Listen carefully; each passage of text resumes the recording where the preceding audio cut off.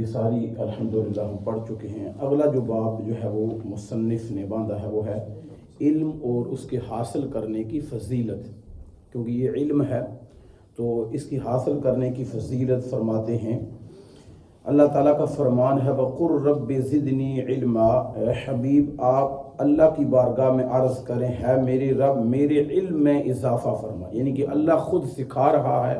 اپنے حبیب کو کہ آپ دعا کریں ہے اللہ میرے علم میں اضافہ فرما۔ کہتے ہیں کہ غور کیجئے جس وصف عظیم میں برکت کے لیے اللہ اپنے حبیب کو حکم فرما رہا ہے وہ کس قدر عظیم اور فضیلت والا ہوگا۔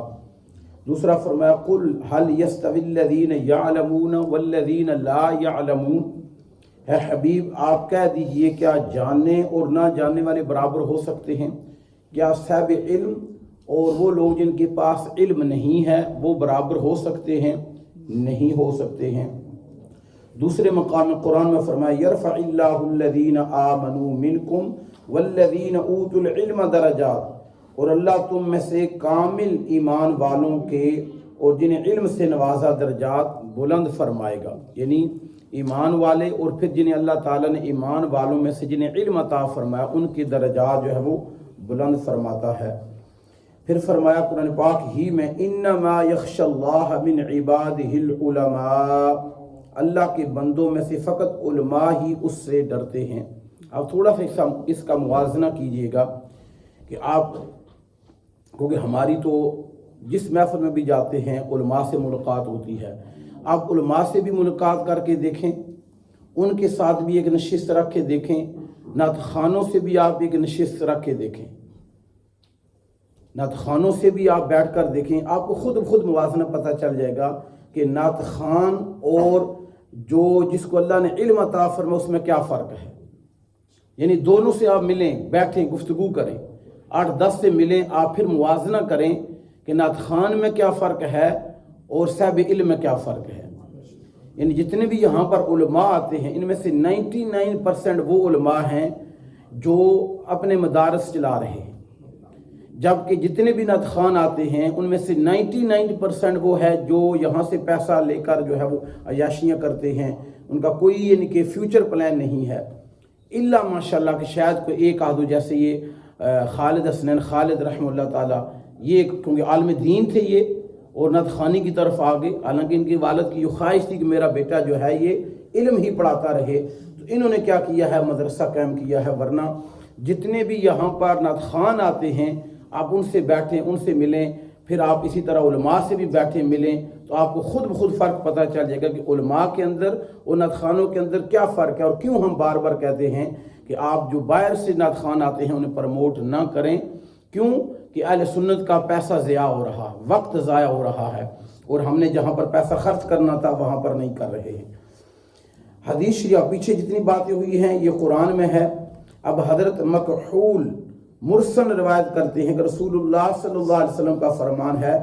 فضل العالم علی العابد کفضلی علی ادناکم، عالم کی عابد پر ایسی فضیلت ہے جیسے مجھے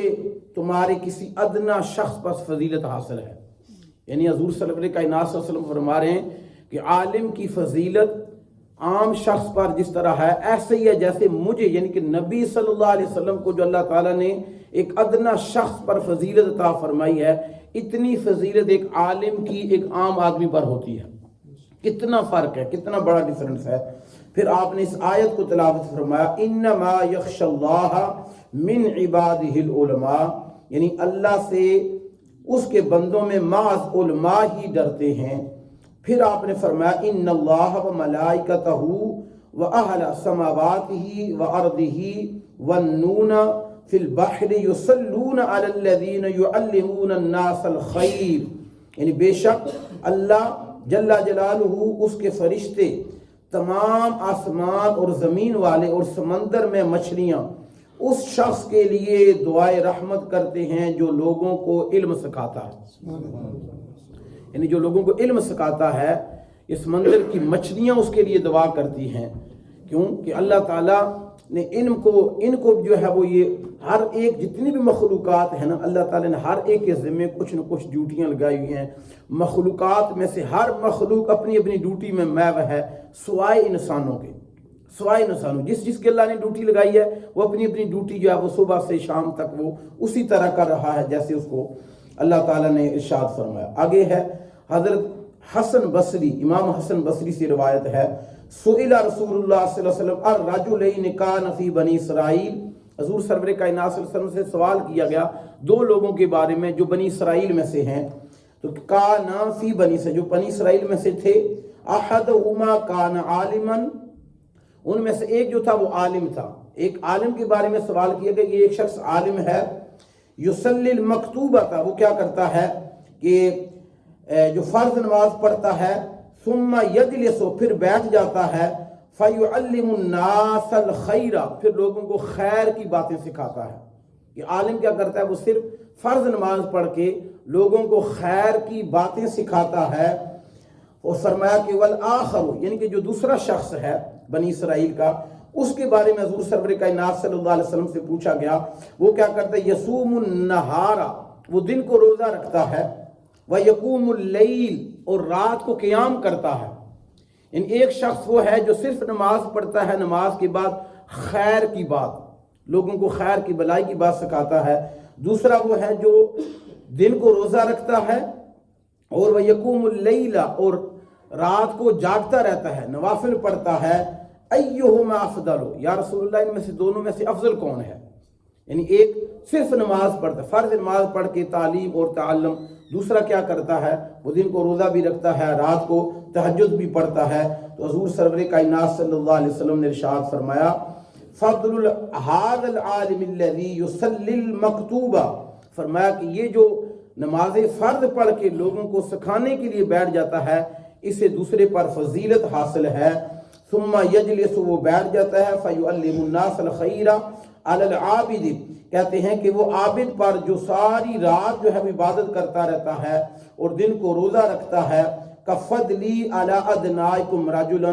اس عالم کو اتنی فضیلت حاصل ہے اس عابد پر جیسے میری فضیلت ایک ادنا شخص پر ہے. ان اپنے بارے میں کہا جیسے مجھے اللہ تعالیٰ نے انبیاء علیہ السلام میں سے بھی نہیں، ان کی ادنا شخص پر مجھے جو اللہ تعالیٰ نے انبیاء علیہ السلام میں جو فضیلت عطا فرمائی ہے ایک ادنا شخص پر، اسی طرح یہ جو عالم ہے بنی اسرائیل کا، یہ اس عابد سے افضل ہے جو عابد کیا کر رہا ہے، روزہ بھی رکھ رہا ہے اور تہجد کی نماز بھی پڑھ رہا ہے، اس سے افضل ہے. کیوں افضل ہے؟ کیونکہ یہ نماز پڑھ کے لوگوں کو خیر کی بات سکھاتا ہے. آگے فرماتے ہیں، وَمَنْ سَلَكَ طَرِيقًا يَلْتَمِسُ فِيهِ عِلْمًا سَهَلَ اللَّهُ لَهُ بِهِ طَرِيقًا إِلَى الْجَنَّةِ، اور جو علم تلاش کرتے ہوئے کوئی راستہ طے کرے تو اللہ اس کے لیے جنت کا ایک راستہ آسان فرماتا ہے. تو یعنی کہ اس کے دل میں طلب ہے میں یہ علم حاصل کروں، فقہ کا علم حاصل کروں، یہ علوم میں حاصل کروں، یہ علم میرے پاس ہونا چاہیے.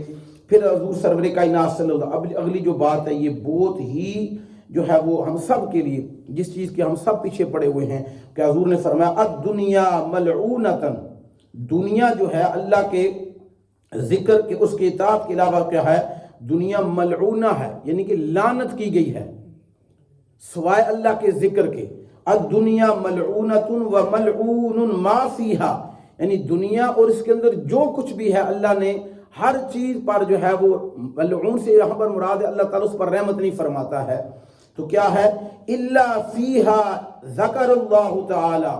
وما ولاہ عالما او متعلما، یعنی اس شخص پر اللہ تعالیٰ رحمت فرماتا ہے اس دنیا میں، یعنی کہ دنیا کی کوئی حیثیت نہیں ہے اللہ کی نظر میں، کوئی اس کی حیثیت نہیں ہے سوائے اس شخص سے جو کیا کرتا ہے، ذکر کرتا ہے، اور وہ کیا کر رہا ہے، یا عالم ہے یا سیکھ رہا ہے یا سکھا رہا ہے، یعنی یا وہ خود سیکھ رہا ہے یا سکھا رہا ہے. ان تینوں لوگوں پر اللہ تعالیٰ کی رحمتوں کا نزول ہوتا ہے، ورنہ دنیا میں ہر چیز پر جو ہے وہ اللہ کی نظر میں وہ حقیر ہے، اس کی کوئی حیثیت نہیں ہے، ہم جس دنیا کے پیچھے پڑے ہوئے ہیں. پھر فرمایا کہ من خرج الى طلب العلم کان فی سبیل حتی یرجع، جو طلب علم گھر سے نکلا تو واپس لوٹنے تک اللہ کے راستے میں ہے.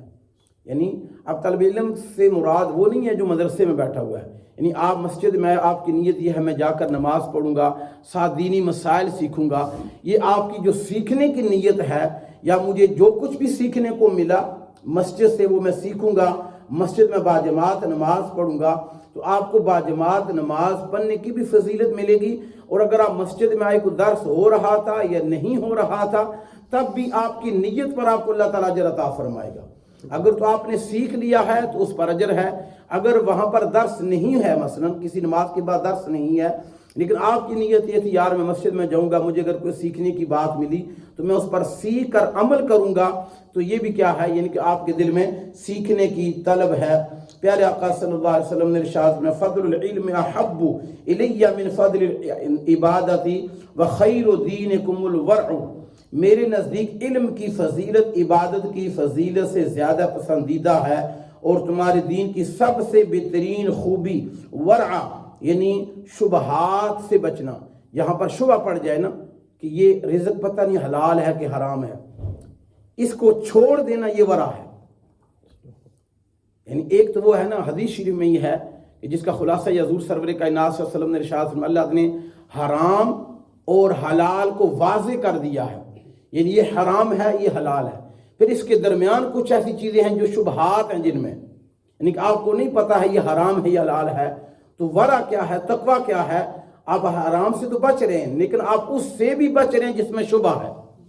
یعنی جس میں ذرا سا بھی شبہ آپ کو لگا ہے کہ اس چیز میں مجھے شبہ پتہ نہیں یہ حرام ہوگا یا حلال ہوگا میرے لیے، آپ اس سے بچ رہے ہیں، تو حضور فرماتے ہیں یہ میرے دین کی کیا ہے،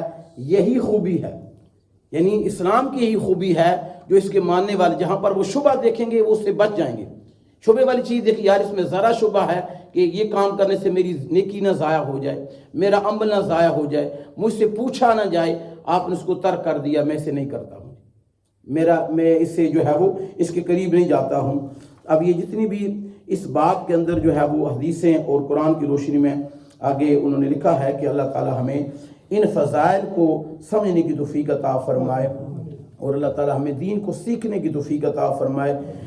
آخری بات یہ ہے کہ حضور سرور کائنات صلی اللہ علیہ وسلم کے پاس ایک شخص آیا، اس نے کہا یا رسول اللہ صلی اللہ علیہ وسلم کہ بلکہ حضور نے اسے بتایا کہ انقریب تو دنیا سے جانے والا ہے، تو اس نے کہا یا رسول اللہ صلی اللہ علیہ وسلم مجھے پھر کوئی ایسا عمل بتائیں کہ تاکہ میں دنیا میں سے جانے سے پہلے وہ عمل کروں اور مجھے اس کا اجر ملے، تو آپ آقا صلی اللہ علیہ وسلم نے ارشاد فرمایا متعلم یعنی کہ طالب علم بن جا، یعنی دین سیکھنا شروع کر دے، اگر تو دین سیکھتے سیکھتے تیرے اوپر موت آ جائے گی تو اللہ تعالیٰ تجھے شہادت کا رتبہ عطا فرمائے گا۔ اب اس میں علم حاصل کرنے میں عمر کی کوئی قید نہیں ہے، بالکل بھی کوئی قید نہیں ہے۔ سارے صحابہ اکرام اگر آپ دیکھیں تو انہوں نے تو کسی نے 40-50 سال میں اسلام قبول کیا ہے تو بعد میں انہوں نے سارا علم حاصل کیا ہے، وہ بھی یہ کہہ سکتے تھے ہم ابھی بچے نہیں، ہماری عمر گزر گئی ہیں، بلکہ انہوں نے ترجیحات یہی دی ہیں کہ اپنے آپ کو دین کے لیے وقف کر دیا ہے۔ یہ ساری جو حدیثیں آپ کے سامنے پڑھی ہیں نا، یہ سارا صدقہ جو ہے فیضان جو ہے وہ صحابہ اکرام کا ہے، ان کی وجہ سے حدیثیں آج ہمارے پاس موجود ہیں۔ اللہ تعالیٰ عمل کی توفیق عطا فرمائے، اللہ تعالیٰ ہمیں بھی علم نافع حاصل کرنے کی توفیق عطا فرمائے۔